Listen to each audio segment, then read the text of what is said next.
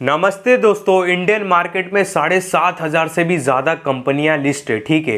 पर इस वीडियो में मैं आपको ऐसा कुछ फ़िल्टर बताऊंगा जो फ़िल्टर आप स्क्रीनर पे अगर लगाओगे तो आपको सस्ते पीई वाली कंपनियां मिल जाएगी, ठीक है। मतलब आज इस वीडियो में मैं आपको ये बताने वाला हूँ कि लो पीई वाली कंपनियां कैसे फाइंड करें जिसका पीई रेशियो 30 के नीचे। जब मैंने ये फ़िल्टर लगाया स्क्रीनर पे, मैं आपको सिखाऊंगा इस वीडियो में कैसे लगाए, कैसे फाइंड करे, गाइडेंस वगैरह प्रॉपर दूंगा, ऐसा नहीं बता के बस छोड़ दूंगा, ठीक है। जब मैंने लगाया मतलब कम पी रेशियो अराउंड 30 के नीचे, जितनी कंपनियां पीई के नीचे अभी ट्रेड कर रही है, क्योंकि जनरली माना जाता है जो 25 और 30 के पीई वाली कंपनियां रहती है वो अच्छे खासे वैल्यूएशन पे रहती है, ठीक है। जनरली ये माना जाता है और सही भी है, ठीक है। तो मैंने क्या किया, एक फ़िल्टर लगाया जिसमें मैंने सर्च किया, फ़िल्टर लगा के जो भी 30 के नीचे पी वाली कंपनी है सारी लिस्ट निकल के आ जानी चाहिए। और मैंने लार्ज कैप से लार्ज कैप से स्टार्ट किया, क्योंकि ज़्यादातर जो 30 के कंपनी वाली जो कंपनी है ना वो लार्ज कैप की है। बाकी अगर स्मॉल कैप में जाओ ना तो फिर उनके कुछ फंडामेंटल सही नहीं है, ठीक है। तो यहाँ पे मैं फ़िल्टर लगा के दिखाता हूँ आपको, फिर और भी चीज़ें आपको अच्छी तरीके से समझ में आएगी, एक्सप्लेन से आपको नहीं समझ में आएगी, ठीक है। यहाँ पे मैं कॉपी करके लाया हूँ, क्योंकि यहाँ पे कॉपी करने में बहुत दिक्कत होता है। मैं एक बार एग्जाम्पल के लिए आपके लिए कॉपी कर देता हूँ, ये हटा के फिर, ठीक है। जैसे यहाँ पे दिक्कत होती है इसके लिए मैंने कॉपी कर लिया था। जैसे प्राइस टू अर्निंग रेशियो, सबसे मेन पी रेशियो मैंने लेस देन डाला 30। ये लेस देन है, मतलब इस साइड वाला जो रहता है ना, ध्यान से देखना, मैं एक्सप्लेन नहीं कर पाऊंगा, मेरे को उतना इंग्लिश नहीं आता। मतलब इस साइड जो एरो है वो लेस देन है, मतलब कम है। लेस देन 30 होना चाहिए, मतलब 30 से कम पी वाली नहीं होना चाहिए, ठीक है। मतलब 30 से ज़्यादा पी वाली नहीं होना चाहिए। आप 35 भी डाल सकते हो, जितना ज़्यादा नंबर आप बड़ा डालोगे उतने ज़्यादा स्टॉक मिलेंगे, ठीक है। तो ये क्राइटेरिया हो गया। फिर एंड करना है आपको, फिर डैश करना है। फिर डैश करके मैंने मार्केट कैप डाला। यहाँ पे जो मार्केट कैपिटलाइजेशन जो है वो मैंने मोर देन 5,000 करोड़ डाला, ठीक है। आपको सीआर डालने की ज़रूरत नहीं, बस एंड लिखना है और नीचे ऑटोमेटिक आ जाएगा, ठीक है। तो प्राइस टू अर्निंग हमारा 30 से कम, मतलब 30 से कम पी वाली कंपनी मिलनी चाहिए।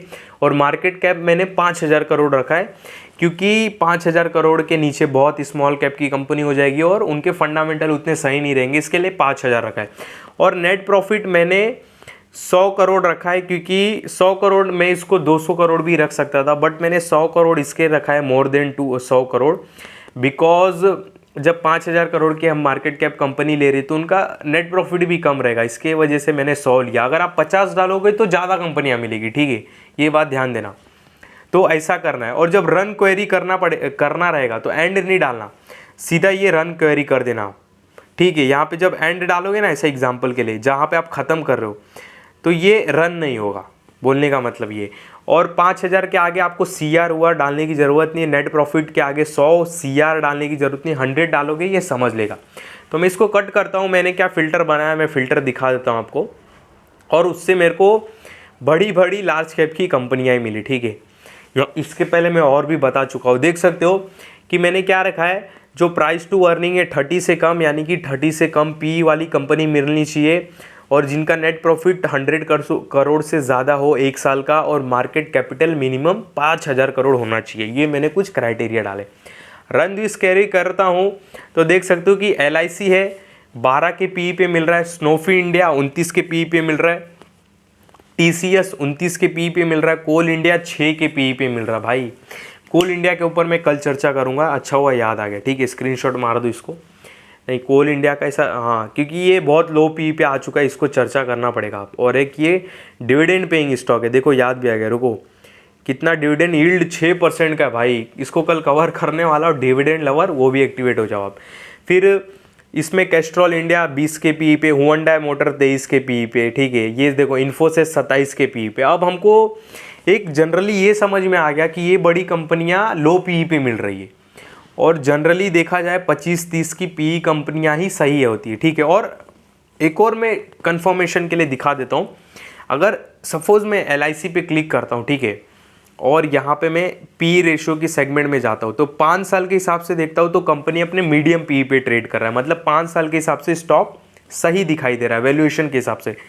3 साल के हिसाब से भी देखो तो स्टॉक अपने सही, मतलब अपने मीडियम पी पे ही ट्रेड कर रहा है, यानी कि 3 साल के हिसाब से भी स्टॉक सही वैल्यूएशन पे दिखाई दे रहा है।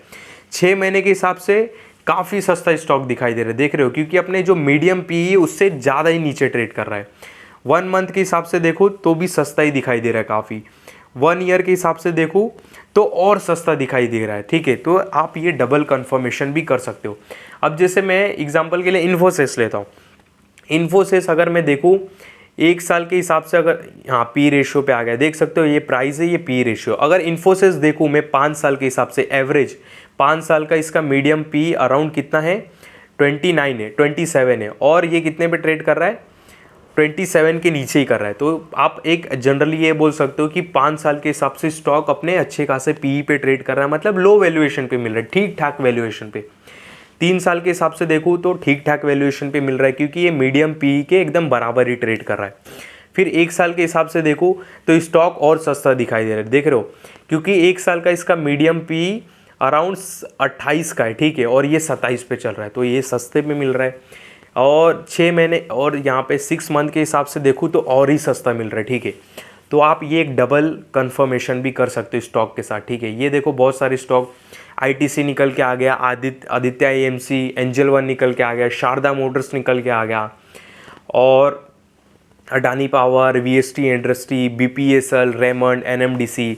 अब इसमें और कुछ भी हमको मेहनत थोड़ा करना है, मेहनत यही करना है, अगर हो सके तो सरकारी कंपनी थोड़ी दूर रखना ये फ़िल्टर लगाने के बाद, मतलब इसमें अगर सरकारी कंपनी दिखती है तो अवॉइड करना।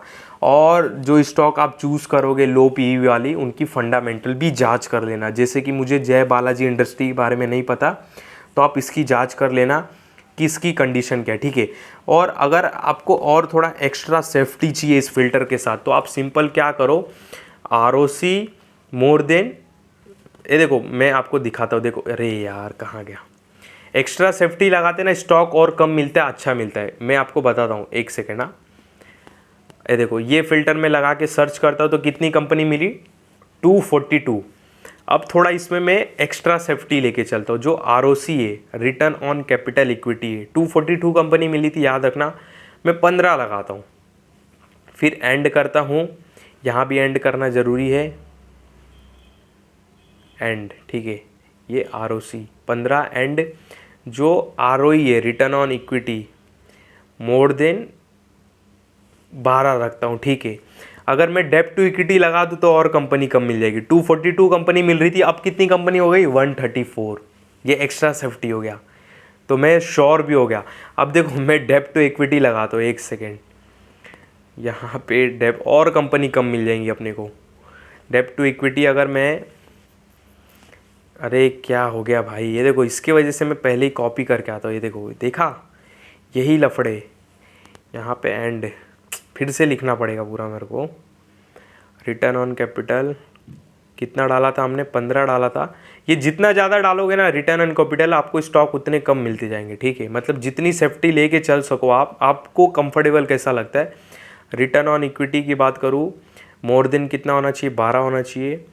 और डेप्ट टू इक्विटी कितना रहना चाहिए, चलो मैं 0 मोर देन नहीं, लेस देन होगा। डेप्ट टू इक्विटी 0.50 से कम होना चाहिए, ठीक है। पहले 134 कंपनी मिली थी, अब 100 कंपनी मिल गई, देखो अब 100 मिल गई। वही बोल रहा हूँ, जितनी सेफ्टी लेके चलोगे उतनी कम कंपनी मिलती जाएगी, ठीक है। तो आप उस हिसाब से अपना एडजस्ट कर लेना, आपको कितनी सेफ्टी चाहिए, कि आपको अगर 20 से ज़्यादा ROC की कंपनी या चाहे और कंपनी कम मिल जाएगी आपको इसमें, ठीक है। किसी का रहता है ना 20 के ऊपर ROC वाला चाहिए, 15 नहीं चाहिए। किसी का रहता है डेप्ट टू इक्विटी 0.50 नहीं, 0.25 होना चाहिए। तो उस हिसाब से आप थोड़ा अपना हिसाब किताब, तो देखो अब हमको 100 मिल गई। इन 100 कंपनी में आप कंपनी को निकाल सकते हो, लो पी पे भी है, 15 के ऊपर डॉक्टर रेड्डी आ गया, बताओ, ठीक है। KNR कंस्ट्रक्शन आ गया, जेंसर टेक आ गया इसमें, फिर उसका फोर्स मोटर आ गया, सिप्ला आ गया, UTI AMC मिल गया, जायडूस मिल गया, जिंदल स्टेनलेस स्टील मिल गया, गोदरेज फ्लिप मिल गया, 23 के पी पे ट्रेड कर रहा है। तो इससे हमको समझ में भी आ रही चीज़ें, मतलब इजीली समझ में आ रही। 7,500 से भी ज़्यादा लिस्ट है। अब यहाँ पे नीचे देखो, पी रेशियो में जाके देखता हूँ तो मेरे को ऐसा 5 साल के हिसाब से देखूँ तो स्टॉक महंगा दिखाई दे रहा है, 3 साल के हिसाब से देखूँ तो स्टॉक अभी भी महंगा दिखाई दे रहा है, 1 साल के हिसाब से देखूँ तो स्टॉक सस्ता दिखाई दे रहा है, 6 महीने के हिसाब से देखो तो स्टॉक बहुत सस्ता दिखाई दे रहा है।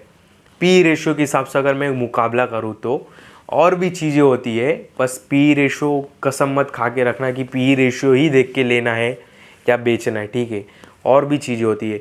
अब 3 साल के हिसाब से ये थोड़ा महंगा क्यों दिखा रहा है और 1 साल के हिसाब से सस्ता क्यों दिखाई दे रहा है, क्योंकि अभी लोगों का पैसे का फ्लो ज़्यादा हो गया, लोग जल्दी माल बेच नहीं रहे, इक्विटी ट्रेडर्स ज़्यादा हो गए, अब इन्वेस्टर ज़्यादा हो गए, तो आपको ये 5 साल के लो पी पे अब दिखाई भी नहीं देगी, मतलब जल्दी। ऐसी कंपनियाँ, गोदरेज फिलिप्स जैसी कंपनियाँ, ठीक है।